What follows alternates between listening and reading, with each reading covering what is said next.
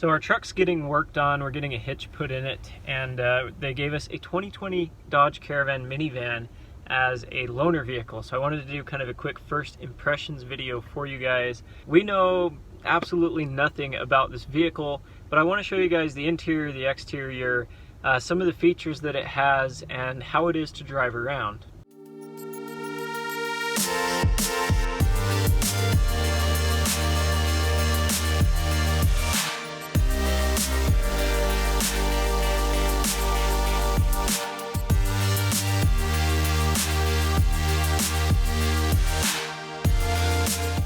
Upon entering the minivan, you're greeted with a very sleek and stylish instrument cluster. Very simple.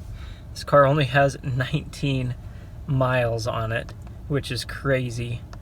Almost 20, I guess. It looks like we're getting 14.4 miles to the gallon driving around Logan, Utah here. Of course, it's 12 degrees outside.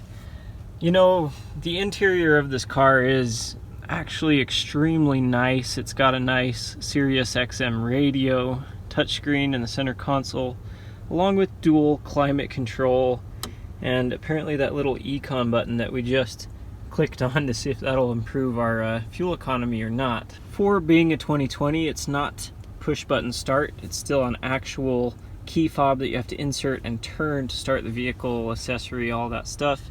And for some reason, which I get in minivans, the shift knob is up here, which actually isn't too bad. It's reverse, neutral, drive, and if you pop it down here, you can have manual shift mode, which I guess I could get used to. I keep trying to reach here into the center console to shift the vehicle instead of up here, because it's kind of in that awkward spot that you know, it's not in a lot of vehicles. Again, I don't know much about the Dodge Caravan. Maybe it's been here forever in the Caravan, I don't know. You still get your classic Dodge headlamps. Instead of pulling out to turn your fog lights on, you actually have to push it in. It doesn't stay in, it just turns them on off quickly. Got your dimmer switch. Your vents are really nice. They're pretty much angleable in every direction, as well as your on and off here. So pretty much standard for controls on this car. Again, you got your windshield wipers, cruise controls on the actual steering wheel. It's just a typical, I guess, American car setup in here. They haven't changed much in that regard, which I actually like. Now, I'm more of a European style guy, but this is okay. It works pretty good. And again, here in the center console, you not only have your dual climate control for your driver and passenger, but you also have some rear controls here as well. Controls on the roof here as well. You can open either sliding door in the back, the trunk, or you can also, I believe, lock the windows from here. So lots of controls up here in the cockpit of the Caravan, and it's actually really nice. To me, the material feels maybe a little bit cheaper built than most cars. You can see even just 20 miles on this car, it's kind of a little bit chintzy in my opinion, but the fake Alcantara leather and stitching looks really good in the car. This one's got black on black and chrome. This is not carbon fiber. I'm not sure what it is, but it really accentuates the car really well. I'm actually a big fan of this interior. Here in your sunglasses tray, you have kind of this flip out mirror so that you can check the back of your car. I don't know if that's supposed to stay or not. Then you get your regular tray for your sunglasses or whatever. That's kind of a cool feature. I guess these vans are really all centered around your kids and taking long trips. So of course this van looks really comfortable. So you have your automatic soft close and open and shut doors.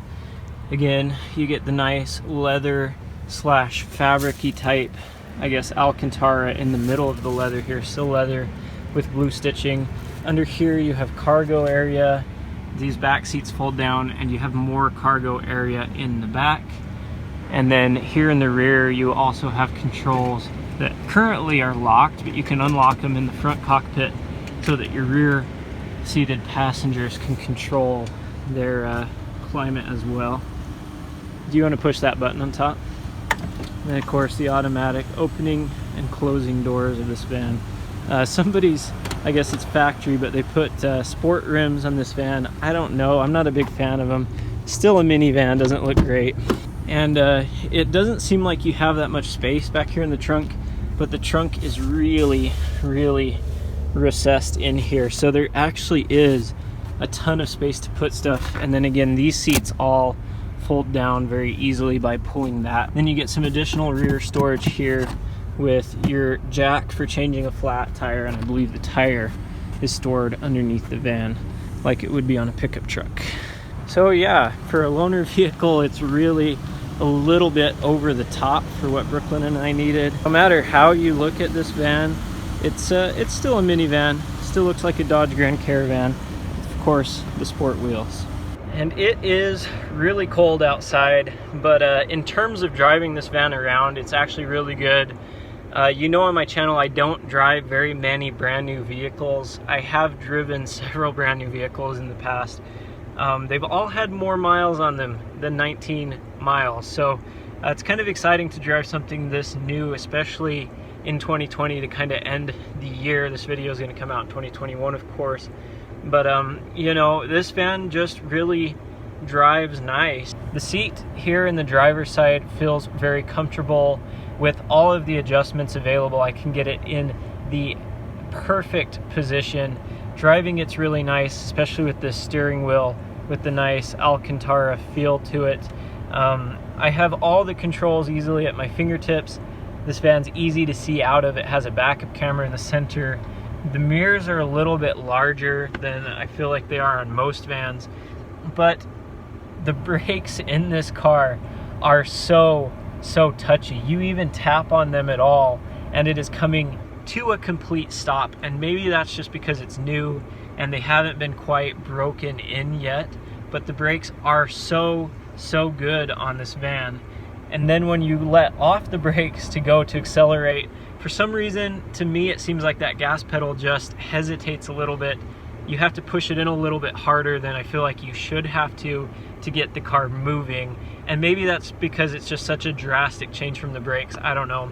And maybe that's because, again, it might not be broken in yet and it's probably on an electronic throttle, but I don't like the throttle. The brakes, they're really touchy, but they're really good. And then the steering overall with this van, I feel like it's on an electronic steering system. Maybe it's not. I could be completely off. It's very precise, and to me it feels like it moves just a little bit more than I would want it to. But it also makes driving this van around town very nice because it is so agile. Even being a large vehicle, I feel like it's just as easy to park as a car. It can really whip into spots that I feel like a car could get into. And I guess maybe it's a little bit wider in that, so you'd have to worry about that. But it's really easy to drive around town. I really like how the seat belts on this van are adjustable. Just everything in here is designed for comfort. You have a little storage tray or an ashtray here. You also have one down here, and then of course your typical door panel storage. The passenger side has a big compartment here to store stuff with a USB port to charge your phone. Probably, I'm not sure of this, but probably also that could be an auxiliary input, which it does still have in 2020, a nice aux input here, another USB port, and of course Bluetooth. Pretty standard glove box here, but it has that soft open effect. I like that in a car. Plenty of leg room in the front here. Check out the key here too. So you pull it out of the ignition, you got your panic button, unlock, lock, but then you have remote start by clicking it twice. You can open your trunk, or you can open either door with the key. So that is super cool. And to start the vehicle, all you do is, if you're not remote starting, slip it into the ignition, start it up just like you normally would. Right as I was filming the last clip of this video, my iPhone graciously informed me that it was out of storage, hence the clip here. But if you guys did like this video, if you found it enjoyable or exciting, go ahead and smash that thumbs up button, help support the channel out here. Subscribe to the channel below and hit that bell icon, because I have a lot of content coming out here in 2021 that you are not going to want to miss. With that said, follow me on Instagram at uivio_auto. Get out, enjoy your automotive ownership, and I will catch you guys in the next video.